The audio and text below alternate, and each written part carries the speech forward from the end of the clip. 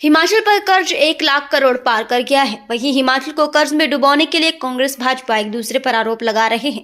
सरकार में मंत्री राजेश धर्माणी ने जहां पूर्व की सरकारों को जिम्मेदार ठहराया, वहीं भाजपा के विधायक विनोद कुमार ने भी पलटवार किया और वर्तमान कांग्रेस सरकार पर 2 साल में ही 30,000 करोड़ का कर्ज लेने के आरोप लगाए। उन्होंने कहा कि शांता कुमार जब हिमाचल प्रदेश के मुख्यमंत्री थे तो आप सबकी जानकारी के लिए कहना चाहूंगा कि उन्होंने हिमाचल प्रदेश को कर्ज से मुक्त किया था। शांता कुमार जो इस सोच को लेकर चले थे कि हमने हिमाचल प्रदेश को कर्ज लिए बिना विकास को गति देते हुए आगे ले जाना है। विनोद ने कहा कि हिमाचल प्रदेश में अगर ऋण लेने की शुरुआत किसी सरकार ने की है तो कांग्रेस पार्टी के राजा वीरभद्र सिंह की सरकार ने की थी। तो पहली बार ऋण उस वक्त लिया गया था जब वीरभद्र सिंह मुख्यमंत्री थे। और जहां तक बात आती है इस प्रदेश को कर्ज में डुबोने की, तो आप सारे आंकड़ों को निकाल कर देख सकते हैं कि पूर्व सरकार ने पूर्व भाजपा मुख्यमंत्री प्रेम कुमार धूमल की 2007 से 2012 तक की सरकार बनी तो सरकार ने केवल 7,466 करोड़ रुपए ऋण लिया और वो भी प्रदेश के विकास करने के लिए लिया गया। 2012 से 17 तक कांग्रेस पार्टी की सरकार राजा वीरभद्र सिंह के राज में प्रदेश में चली और उस समय सरकार ने 22,947 करोड़ रुपए का ऋण लिया था और विकास कार्य किए उस सरकार ने माध्यम से लिया गया। और कुल मिलाकर इन 5 वर्षों के कार्यकाल में प्रदेश के ऊपर कुल 47,966 करोड़ रुपए का ऋण हिमाचल प्रदेश में कांग्रेस पार्टी की वीरभद्र सिंह की सरकार छोड़कर गई। 2017 में चुनाव हुआ, भारतीय जनता पार्टी की सरकार प्रदेश में बनी, यानी जयराम ठाकुर प्रदेश के मुख्यमंत्री बने। उस समय 5 साल में सरकार ने कोरोना जैसी महामारी के बावजूद केवल 19,000 करोड़ के लगभग लोन लिया, जबकि कांग्रेस की वर्तमान सरकार ने 2 साल में ही 30,000 करोड़ का ऋण ले लिया है, जो कि अब तक का सबसे ज्यादा कर्ज है। मैं आज देख रहा था कि हिमाचल प्रदेश सरकार में मंत्री मेरे बड़े भाई राजेश धर्माणी जी ने आज प्रेस कॉन्फ्रेंस की है और उसमें उन्होंने पूर्व में जो हमारी सरकार रही है, मैं समझता हूं उस सरकार के ऊपर तथ्यों से परे बिल्कुल झूठे आरोप लगाने की कोशिश की है। और जहां तक हिमाचल प्रदेश की बात है और हिमाचल प्रदेश के ऊपर ऋण लेने की बात जहां तक आती है, तो जहां तक मुझे ध्यान में है, हिमाचल प्रदेश के पूर्व में रहे मुख्यमंत्री आदि शांता कुमार जी जब हिमाचल प्रदेश के मुख्यमंत्री थे तो आप सबकी जानकारी के लिए कहना चाहता हूं, उन्होंने हिमाचल प्रदेश को कर्ज से मुक्त किया था। तो वो पहले मुख्यमंत्री थे आदरणीय शांता कुमार जी। वो इस सोच को लेकर के चले थे कि हमने हिमाचल प्रदेश को कर्ज लिए बिना इस प्रदेश को विकास की गति के लिए हम लोग आगे लेकर के चलेंगे। लेकिन जहां तक प्रदेश की बात है, प्रदेश में ऋण लेने की बात है, तो मैं आप सबकी जानकारी के लिए कहना चाहता हूं, हिमाचल प्रदेश में अगर ऋण लेने की शुरुआत अगर किसी सरकार ने की है तो कांग्रेस पार्टी की सरकार ने, जब राजा वीरभद्र सिंह जी प्रदेश के मुख्यमंत्री थे तो पहली बार ऋण उस वक्त लिया गया। और जहां तक बात आती है इस प्रदेश को कर्जे में डुबोने की, तो आप पुराने सारे आंकड़ों को निकाल करके देख सकते हो कि किसकी सरकार ने कितना ऋण लिया, कितना लोन लिया, लोन के साथ कितना पैसा उस लोन के साथ साथ वापस भी किया है। इन सारी चीजों को आप विस्तृत देख सकते हो, ये भी मैं आप सबसे कहना चाहता हूं। मेरी जानकारी के अनुसार प्रोफेसर प्रेम कुमार धूमल जी की 2007 से 12 तक की सरकार बनी, आप सबके ध्यान में है, और सरकार ने केवल 7,466 करोड़ रुपया लोन इस प्रदेश के विकास को करने के लिए लिया है। और अगर आप 2007 से 12 तक की सरकार को देखेंगे, चाहे आम जनमानस की बात हो, चाहे कर्मचारियों की बात हो, उसमें आमजन को भी पूरी तरह से खुश करने का काम किया था। आमजन की बेहतरी के लिए काम किया गया था उस सरकार के माध्यम से। और मुझे ध्यान में है, क्योंकि मैं उस वक्त राजनीति में नहीं था, लेकिन ये जो कर्मचारियों का एक 7-9-14 का जो था एक इशू, शायद उस वक्त की सरकार ने उसको करने का काम किया था, जो मेरे ध्यान में है। और जो कर्मचारियों की जो सैलरी सीधे एक गुना से 2 गुना हुई थी, डबल हुई थी, तो वो काम अगर करने का काम किया था तो प्रोफेसर साहब की उस सरकार ने करने का काम किया था। उसके बाद चुनाव हुआ 2012 में, किन्हीं कारणों से हमारी सरकार नहीं बन पाई। 2012 से 17 तक कांग्रेस पार्टी की सरकार राजा वीरभद्र सिंह जी के नेतृत्व में प्रदेश में चली, और उस सरकार ने भी, जो मेरे ध्यान में है, 22,947 हजार करोड़ रुपए का ऋण प्रदेश के विकास कार्य के लिए उस सरकार के माध्यम से लिया गया।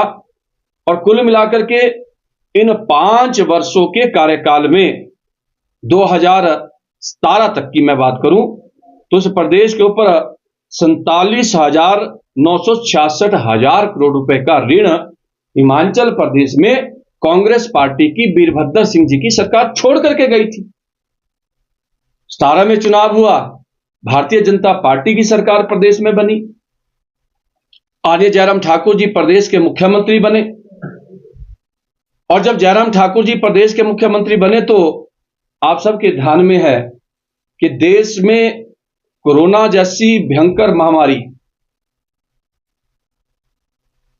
प्रदेश में नहीं बल्कि पूरे देश भर में, इस कोरोना जैसी महामारी ने इस प्रदेश के विकास की गति को रोकने का काम किया। फर्स्ट फेज में आई, एक बार इससे हमें लगा कि राहत पा ली गई, लेकिन दूसरी साल फिर से कोरोना आया। लगभग इस 5 साल के कार्यकाल के अंदर 2 साल जयराम ठाकुर जी की सरकार में 2 बार कोरोना हुआ। 2 साल हमारे इस कोरोना ने खराब किए। लेकिन सबसे बड़ी बात है कि 2 साल इस देश के अंदर, इस प्रदेश के अंदर कोरोना का प्रकोप रहता है, और उसके बावजूद भी इस प्रदेश में विकास के काम ना रुके। उन विकास के कामों को कैसे गति दी जाए, मैं समझता हूं कि उस कोरोना के दौर के अंदर इस विकास के कामों की गति ना रुके, वो गति निरंतर चलती रहे, तो सबसे बेहतरीन प्रबंधन व्यवस्था और अपने लोगों को लेकर के, अपने लोगों का फ्री ट्रीटमेंट किस तरीके से हो, इलाज किस तरीके से हो, वो अगर काम करने का काम किया है तो सिर्फ और सिर्फ जयराम ठाकुर जी की सरकार ने किया। में लगभग 19,000 करोड़ रुपए का ऋण आदरणीय जयराम ठाकुर जी की सरकार ने लिया है, ये भी मैं आपको कहना चाहता हूं।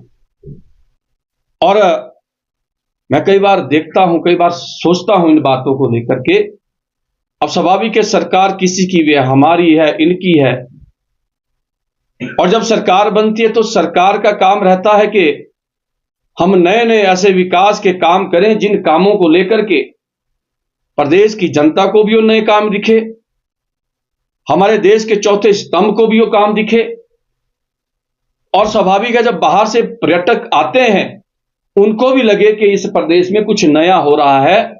तो मैं कहना चाहता हूं, ये सारी चीजों को लेकर के 5 साल का कार्यकाल जयराम ठाकुर जी का था, 2 साल कोरोना में चले गए, केवल 3 वर्ष ही हमें काम करने को मिले।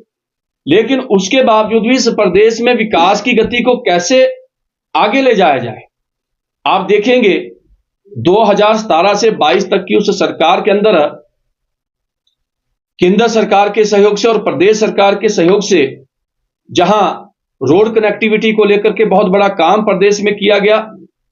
आपका शिमला से चंडीगढ़ 4 लाइन को लेकर के किस गति से काम हुआ है, आपका कीर्तपुर से मनाली 4 लाइन को लेकर के किस गति से काम हुआ है, आपका धर्मशाला से जो भी शिमला के लिए रोड बनने जा रहा है, इन सभी रोड्स के ऊपर कितनी तेज गति से काम हुआ है।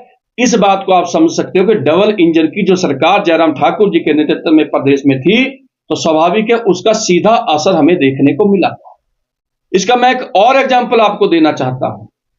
हम कई बार देखते हैं कि किसी पंचायत के अंदर आपको 4 कमरे का भवन बनाना है, तो उस भवन को बनाने के लिए कई बार 5 साल खप जाते हैं, लेकिन भवन नहीं बनता। लेकिन हम सब सौभाग्यशाली हैं, मैं इस बात को इसलिए कहना चाहता हूं, मोदी जी के आशीर्वाद से, आदरणीय जगत प्रकाश नड्डा जी के आशीर्वाद से हिमाचल प्रदेश को एम्स जैसा इंस्टीट्यूशन मिलता है और उसका शिलान्यास भी उसी सरकार के दौरान किया जाता है और उसका उद्घाटन भी उसी सरकार के दौरान किया जाता है। तो विकास से इससे बड़ी मिसाल मैं आपको नहीं दे सकता। आप देखेंगे कि हमारी सरकार ने टूरिज्म की दृष्टि से भी नई नई डेफिनेशन को सिलेक्ट करने का काम किया। उन्होंने कहा कि नए भी ऐसे स्थान टूरिज्म की दृष्टि से डेवलप हो ताकि नई साइट्स के ऊपर भी लोग जाकर के उन जो छिपी हुई जो जगहें हैं जो बहुत सुंदर है लेकिन लोग टूरिस्ट वहां तक नहीं पहुंच पाए, उन जगहों को भी डेवलप करने का काम हमारी पिछली जयराम ठाकुर जी की सरकार ने किया।